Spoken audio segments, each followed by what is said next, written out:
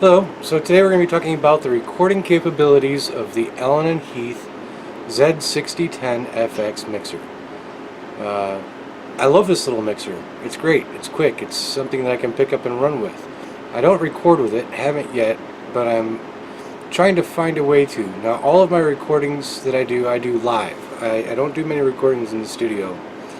And so to get a live recording, the best way to do it is pre-fader Multitrack, which this does not do.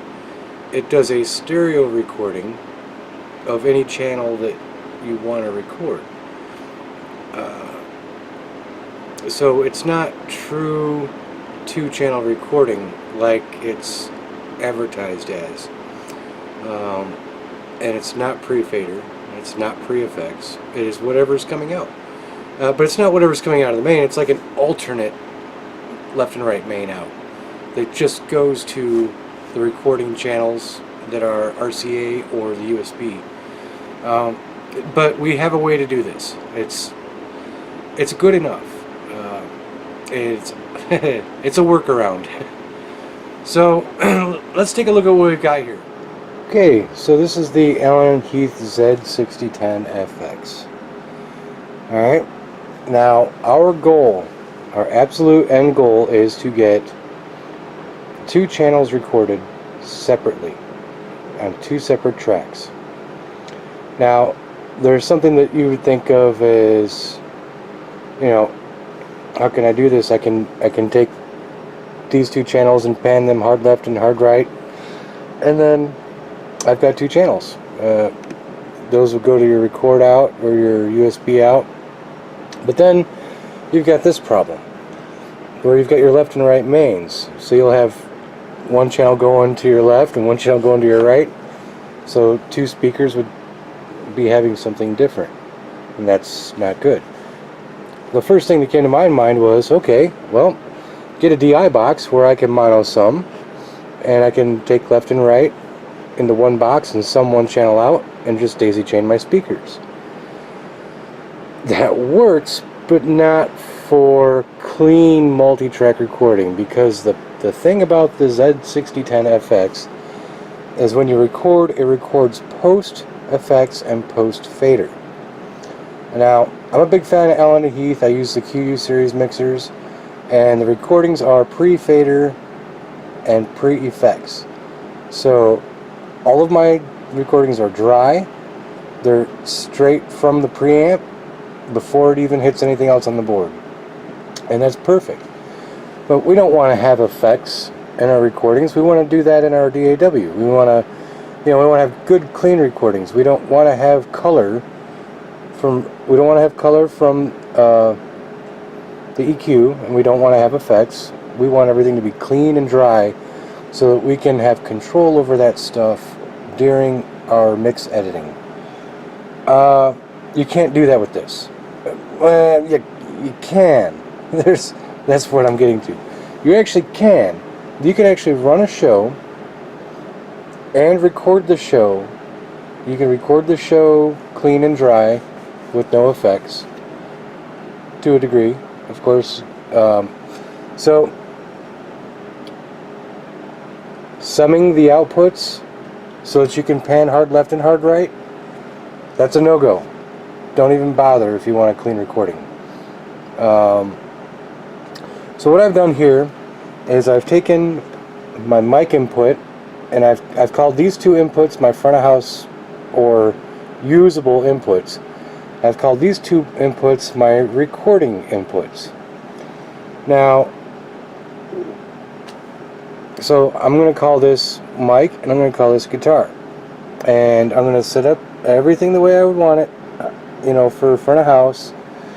My levels, I have the mic a little louder than the guitar, or what have you, and I'll have these panned to center, just the way you should. A high pass filter on my vocals, gains are set. Just set it up just the way you want it. Set your monitors up. And then I've got this splitter, which this is not the right way to do it. There is signal loss, but it works well for today, for example. The best way to do it is Radial Engineering makes a good DI box that will properly split an XLR signal. And so you'd have one there and one there. And then for your guitar, if you're using a DI box for your guitar, you have one there and one there. If you're not, of course, you've got your high Z, guitar 1 and guitar 2. And there's a button in the back to make it low Z, whichever channel you want, so you can just plug it right on in. Let's see, where do I want to start? Okay, so for these recorded channels, you want everything straight up, and you want these all the way down. You don't want any effects, and you don't want any EQ. So by these being straight up, it is still an EQ.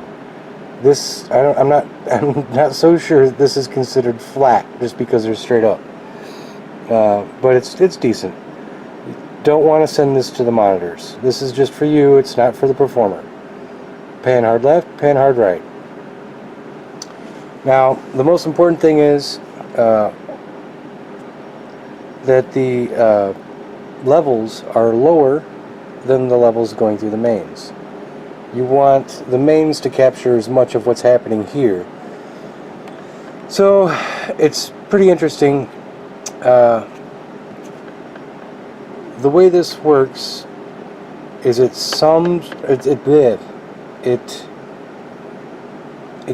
records a stereo version of all the tracks selected. So going up from your record out analog or your record out USB, it's basically the same as left and right out. It's just a different bus.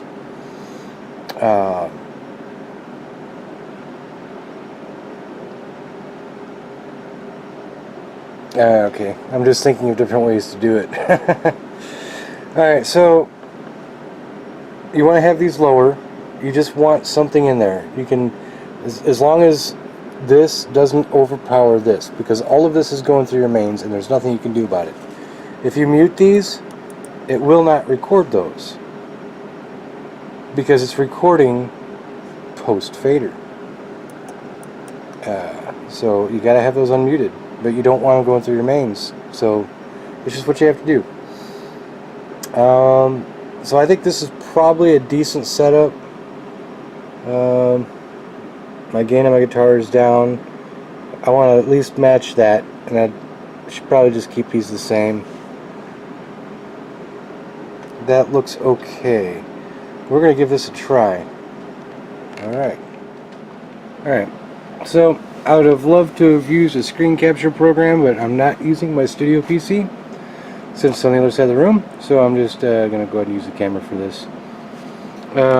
So you plug the USB, this guy, into your laptop, and immediately, I'm using Windows 10, but any computer you use, it should immediately pick it up and see it. But now what Windows 10 does is something pretty interesting. We're going to go to recording devices, and right here this shows this is actually your Allen & Heath mixer. That thing will pop up and I'll automatically start using it.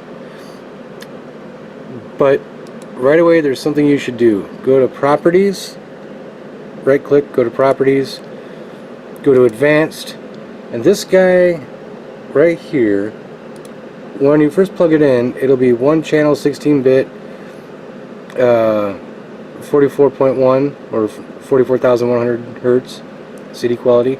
You need to change that over to 2-channel. Okay, I think this kind of sums them into one channel, but you want 2-channel. Alright, from there, like I said, I'm using Audacity because that's something that everybody has or can get access to quickly. It's not my go-to DAW, of course, but it is something that's quick and friendly for this. Now we'll go to tracks.